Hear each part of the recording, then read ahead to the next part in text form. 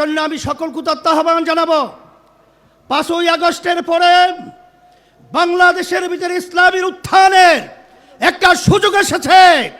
আমাদের নিজেদের পায়ে দাঁড় হয়ে কাদিয়ানীকে অমুসলিম ঘোষণা করব, সংসদের ভিতরে আইন পাস করব, কাদিয়ানী কাফের অমুসলিম ঘোষণা করলাম এবং আমরা আইন পাস করব ইনশাআল্লাহ।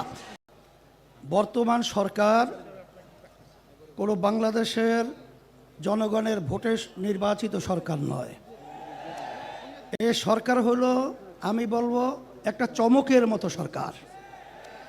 এই সরকারের কাছে আমরা উদাত্ত আহ্বান জানাবো যে যেহেতু একটা সুযোগ এসেছে, আপনারা একটা চমক দেখাবেন। আজকে কাদিয়ানীদেরকে অমুসলিম কাফের ঘোষণা করে সংসদে আইন পাশ করবেন, এটা আমাদের এই সরার উদ্যান থেকে আজকে দাবি থাকবে।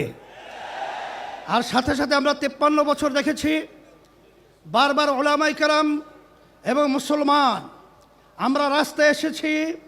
বহু দেশের মধ্যে কাদিয়ানীদেরকে অমুসলিম ঘোষণা করা সরকারিভাবে রাষ্ট্রীয়ভাবে হয়েছে, কিন্তু আমরা তাদের থেকে বারবার আসার পরেও তাদের থেকে অমুসলিম ঘোষণা আমরা পাই নাই। আমরা দুঃখিত।